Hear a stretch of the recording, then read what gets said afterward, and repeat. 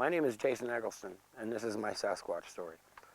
It takes place somewhere between the summer of '87 and '89 when I was a teenager, and involves my father, Theodore Randall Fencer. He was a Vietnam veteran who grew up here in Colorado as a hunter and fisherman.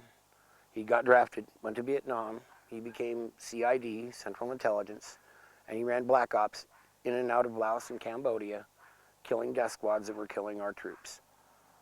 When he came back, he went to Alaska and did a lot of the hunting for bear, elk, deer, you name it. He's hunted it or fished for it.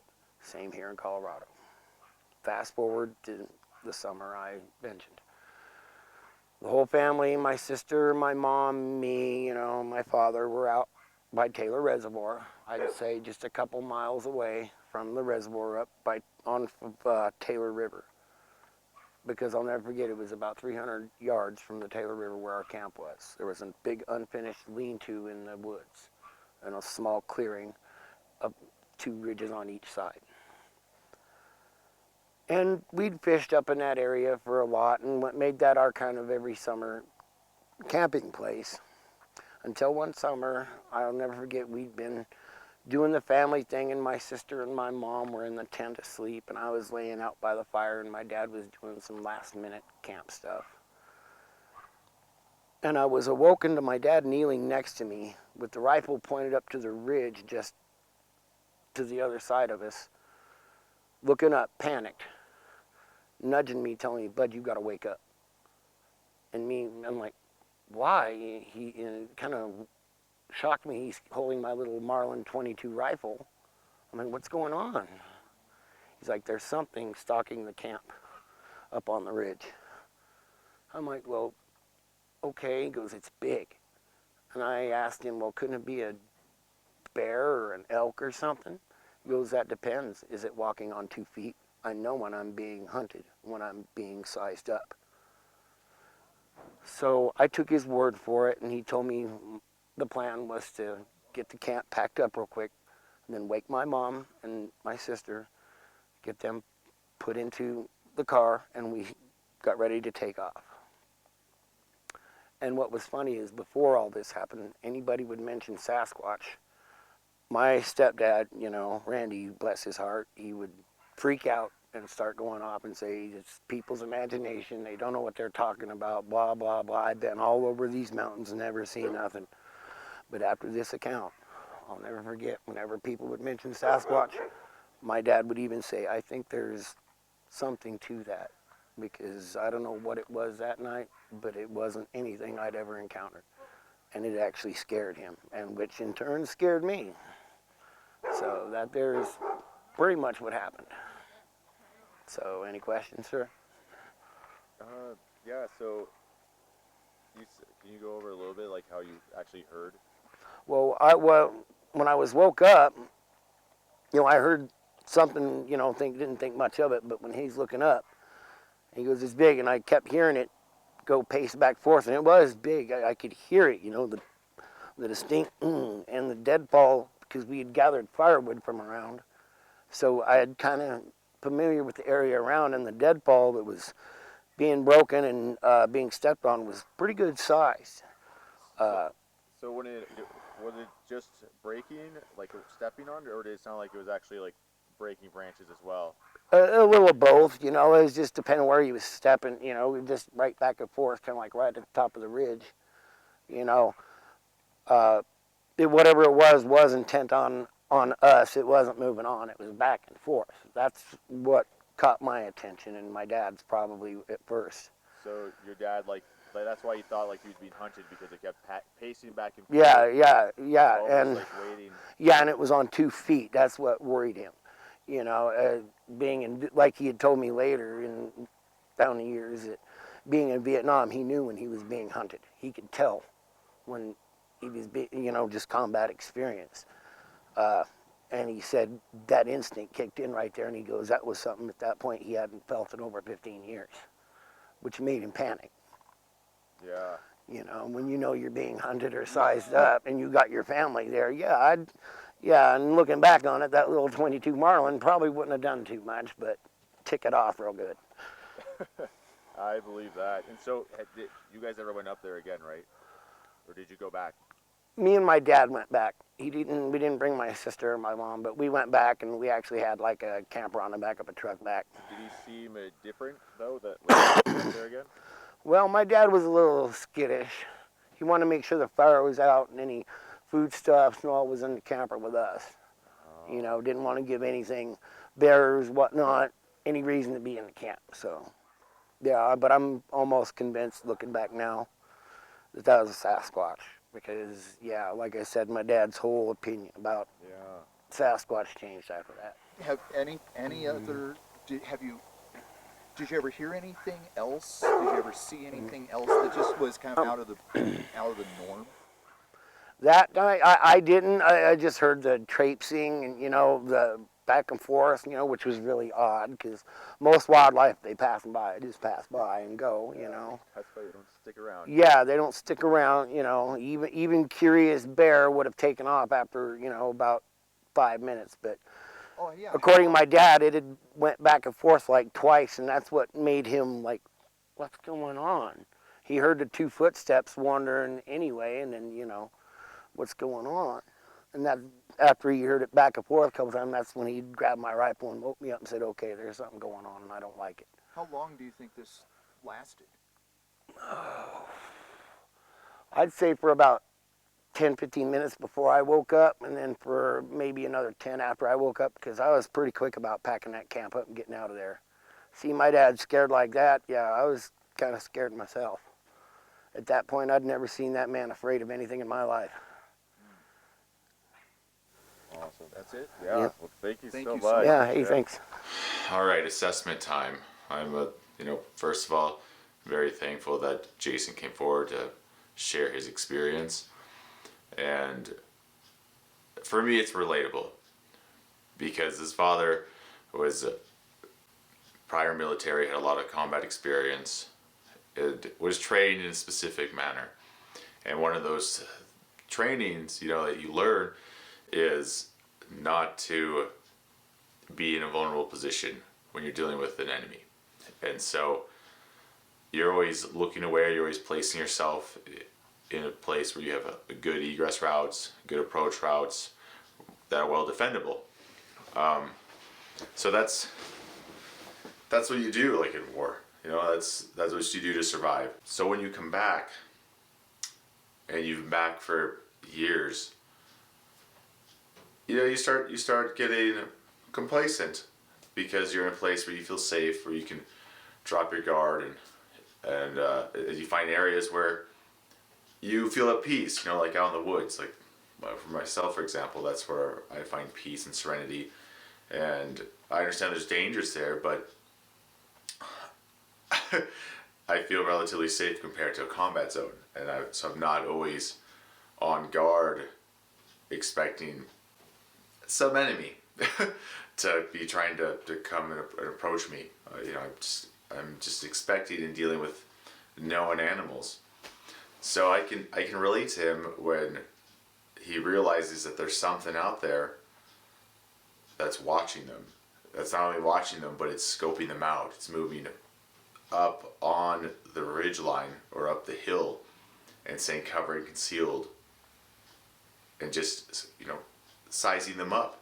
And I understand this just because, like, my own personal encounters, I was in an area where I felt safe in the wilderness. I went to over and over again, and I wasn't equipped or ready or thinking a mentality of there might be some unknown apex species out there with high intelligence that if it wanted to could come and just take me out. And so, but when that did dawn on me, in those few seconds that I had my own encounter, it was scary. Like it was terrifying, because not only the same with Jason's was this hominid using the key terrain, covered and concealed. I was in a vulnerable position. You know, I was exposed. I didn't have a good egress route. I didn't have a way to really defend myself because I was in a place where I felt super safe. And so I can only imagine what's going through Jason's father's mind as he realizes, you know, one, there's something out there, and then two, it starts dawning on him it's not like some known animal that you know what to do and how to get away or deter. And three, for him, right, like he has his whole family there, and he's in a vulnerable spot in that area where he thought he felt safe, where he had his guard down. Now all of a sudden there's an unknown wild card, and that unknown wild card is terrifying. You know, because like in the military you're taught to know your enemy, to know how to engage it, know how to defeat them, and know how to tactically withdraw if you can't win. So when you're put in a situation where there's an unknown enemy, an unknown variable that clearly has far surpassing capabilities to what you have, that is very scary just in general, and even more so for those of us that have been in the military and in combat, and we already know what fear feels like, and you know, like, and having to push through that fear to a known enemy. But an unknown one is terrifying, because you don't know its capabilities, you don't know like its intent, you don't know how what tactics, strategies it's going to use. So all that just comes into your mind in these moments that you know, like, you just, what do you do? What do you do? And you have all like this training and all like this capability, but if you don't know the other entity's capability, you're just like shooting blind, and that is really scary for survival, because if you don't know an unknown, that's a high chance that you can get killed. Now obviously, like in a lot of these situations, whether they're aggressive or not, it normally doesn't lead to that, but the psyche, the mental framework is still there. And so I can only imagine how he felt during that situation. But again, it clearly, whatever this was going back and forth and inspecting them. Whatever its intent and purpose is, I don't know, you know. But that just that action, just that movement, and being so bold, even though they had already woken up, to still keep doing that, that's scary. That shows a lot of, you know, confidence. And of course, like I stated before, it's scoping them out, and it's staying covered, concealed. You can hear it, and who knows? Maybe maybe it's making noise on purpose for them to hear it. There's a lot of variables here, but the main point is as a combat veteran, he was able to pick up on these cues. He was able to see and understand the situation better, and it scared him. And I don't blame him. I would have been scared, and that's in a similar situation. Heck, I have been terrified in a similar situation. And they got out of there, and he, you know, as it sounds like, he didn't go back with the rest of his family. He just went back with Jason, and they came like better equipped, you know. So he didn't come like just camping in a tent. He came like in a camper, and I'm sure he never felt the same way in that area again.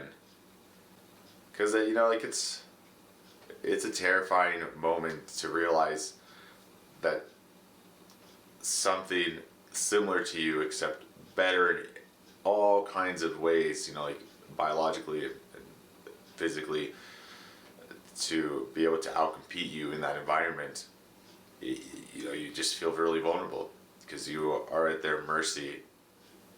Anyway, I hope that's helpful and kind of gives you my take. It's more personal for me just because I can relate to the way Jason's father was thinking, you know, how his mind was probably strategizing, and the risk assessment that was going through his head of, I don't know what this is.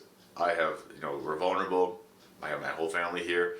We need to get out of here as fast as possible, because whatever that was, right, was moving back and forth. Wasn't afraid. It was what we can probably deduce because of its movement back and forth like that, and if that it was more a visual sight type species. It's watching, it's looking, it's trying to see all the angles to get a better understanding of what's going on down there.